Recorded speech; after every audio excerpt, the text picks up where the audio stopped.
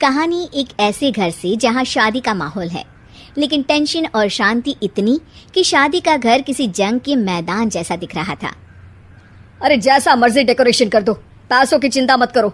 इतना पैसा जब लड़के वालों को दे दिया तो फूल वालों को देने में मुझे क्या दिक्कत है? अरे धीरे बोलो ना, साफ लग रहा है कि फ्रस्ट्रेटेड हो। अरे तुम तो चुप ही रहो। एक बेटी संभाल नहीं पाई। सारा दिन मैं काम पर जाता था, सोचता था घर पर बच्चों को अच्छे से संस्कार मिल रहे होंगे, लेकिन नहीं, मैडम को तो अपनी किटी और फैशन से फुर्सत मिले तब ना। माँ चुपचाप वहां से चली जाती है।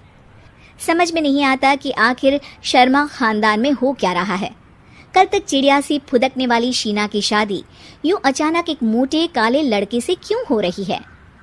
शीना कमरे में हाथ में गुड़िया लिए बोलती है, मेरे साथ जो हो रहा है ठीक हो रहा है।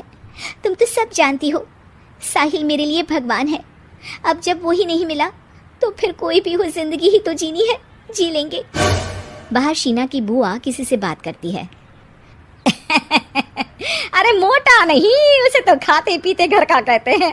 अब ओबेरॉय का नाम भी किसी को बताने वाली बात है। उनका इकलौता लड़का तो करोड़ों की सामी तो है ही। अरे हमारी शीना बिटिया तो रानी बनेगी, रानी। इन सब के बीच कहीं कोने पर शीना हाथ में मेहंदी सजाए बैठी थी और आंखों में आंसू सजाए। और वो समय भी आ जाता है जब शीना मंडप के नीचे हाथ में वरमाला लिए खड़ी होती है, लेकिन तभी अफरा तफरी मच जाती है। कोई कहता है, अरे लड़के की माँ को हार्ट अटैक आ गया। अरे अच्छी खासी थी, कैसे हो गया? अरे कहते हैं ना, किसी किसी लड़की के पैर अच्छे नहीं होते, हो सकता है कि मनहूस है ये लड़की। शीना पास खड़ी सब सुन रही थी। फिर शीना अपने कमरे में आ जाती है। शादी ये कहकर नहीं होती कि लड़की मनहूस है। अब लगातार शीना के लिए लड़के देखने आते, लेकिन आस पड़ोस या किसी के कहने पर शादी हर बार टूट जाती। लेकिन एक दिन, अंकल, मैं काफ़ी दिनों से आपसे मिलने की कोशिश कर रहा था, लेकिन हिम्मत नहीं हो पा रही थी। अरे बेटा, हिम्मत तो हमारी टूटी पड़ी है। वैसे कौन हो तुम? अब मेरा नाम साहिल है अंकल। मैं शीना से प्यार करता हूँ और उसी से शादी करना चाहता हूँ। अरे अब तो किस जात के हो ये भी मायने नहीं रखता। बेटा, मेरी बेटी मनहूस है। ये सब कहते हैं कि इसीलिए उसकी शादी नहीं हो पा रही। अगर तुम शादी करने को तैयार हो तो ठीक है। शीना की शादी साहिल से हो जाती है। अगले दिन साहिल की माँ का देहांत हो जाता है और एक बार फिर लोग शीना को अपशकुनी कहने लगते हैं।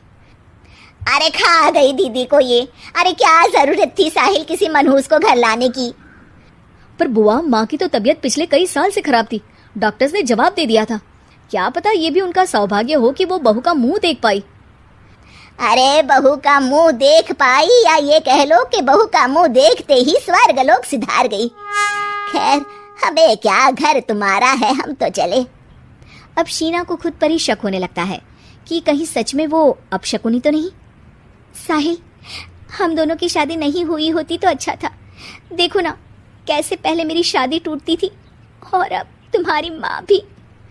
अरे ऐसा कुछ नहीं होता शीना, अपशकुनी वगैरह कुछ नहीं होता। ये सब तो ईश्वर के खेल हैं। वो शादी तुम्हारी इसलिए टूट गई क्योंकि तुमको मेरी पत्नी बनाना था, और माँ का जाना तो तय था। वो काफ़ी बुजुर्ग थी, साथ ही एक ऐसी बीमारी से जूझ रही थी जिसमें डॉक्टर्स भी उन्हें नहीं बचा पाते। शीना साहिल की बात सुनकर तसल्ली कर लेती है और वहाँ से चली जाती है। अगले दिन, शीना, अरे ओ शीना। क्या हुआ? उफ, कहीं फिर मेरी वजह से कोई नुकसान? अरे नहीं नहीं शीना, तुम जानती हो, जिस प्रॉपर्टी के केस को हम बरसों से लड़ रहे थे उस पर फैसला आ गया, वो भी हमारे हक में। अब हम करोड़पति हो गए शीना। शीना शांत रहती है। अरे क्या हुआ? करोड़ पत्नी बनकर तुमको खुशी नहीं हुई? शीना की आंखों में पानी आ जाता है। चलिए जी, कुछ तो अच्छा हुआ मेरी जिंदगी में आकर आपके साथ। साहिल शीना को गले लगाकर कहता है, मेरी नई नौकरी भी तुम्हारे ही आने से लगी। ये प्रॉपर्टी का केस जीता, सब कुछ तो तुम्हारे आने के बाद ही हुआ। फिर तुम मनहूस कैसे? ये सुनकर शीना खुश हो जाती है।